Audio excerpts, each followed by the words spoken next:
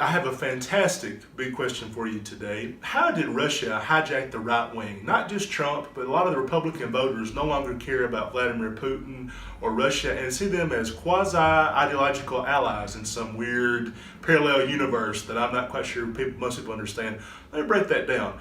I think it's partly xenophobia, a little bit racism, white Christian identity, so, Christian supremacy, a little bit oil, and then even the most nebulous of all, a fear of a new world order. So let's break that down. Let's go with the easiest to explain, which is white supremacy. Now, that's a sentence you probably never thought you'd hear, but when you look at the top 10 countries in terms of population, only the United States, which is third, and Russia have a majority white population.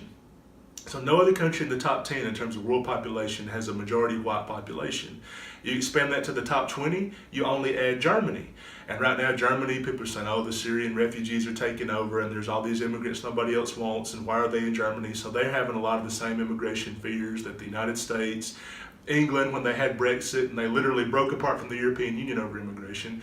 A lot of these majority white countries are having this fear, like, okay, we're dying out, white people are not having kids at the same rate, and then the opioid epidemic, they're killing themselves literally, and they're just not reproducing that same way while everybody else is reproducing around us. So I think if you view the world that way, if you see like Barack Obama as like this African, Kenyan, Muslim threat to you in some kind of a way, which I don't view the world that way. I don't think a lot of my people watching this view the world that way. But if you did, you would look at Russia and think maybe they're not as bad as, say, like Mexico or Iran or someplace like that. Like that's where the fears seem to be becoming more about ISIS and Mexican gangs than like another white Christian nation. The Christian thing comes into view with Christian supremacy. Let's not forget that Putin originally came to power as the great Islam killer.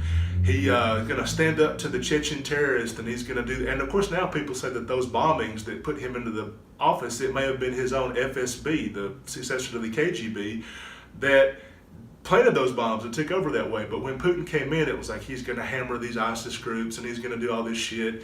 And of course, really, he's probably the biggest one funding them. And we know he does it for Iran and Assad and all these different people. But it's the same way that the evangelical right kind of sets up to Netanyahu. Like, if you're somebody who looks like they're tough on terrorism, where a lot of Democrats won't even say the phrase Islamic terrorism out loud, Putin's your guy versus, say, like Nancy Pelosi or somebody like that. Then you get to oil, which is really important because I think a lot of people look at Rex Tillerson and think, oh, he's one of the sane ones in Trump's cabinet, even though he's not really. He's a Putin puppet like all the rest of them.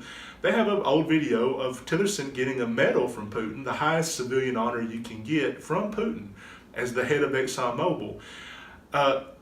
Russia's entire economy runs on oil. As I've talked about before, our enemies run on fossil fuels. So China exports a lot of coal, Russia a lot of oil. If the price of oil goes down and oil is just completely irrelevant, we're all driving, solar-powered, battery-powered cars, like electric cars that are powered by the sun in some kind of way, and oil becomes completely irrelevant, Russia's economy collapses. And Putin knows this, which is why I think he and the right wing have made sort of a, marriage of convenience where you've got the Tillersons and the Koch brothers and the people like that. And let's not forget that the Koch brothers' father, Fred Koch, helps build some of the refineries in the Soviet Union. So he obviously had no problem, even during the height of Stalin's reign, working for Russia. And that's because of oil. They want the oil rights to the Arctic. They want to be able to drill in the Arctic, and a lot of the Obama people and Democrats and people like me that think oil's time has come and gone and we need to focus on something else, we're not for that.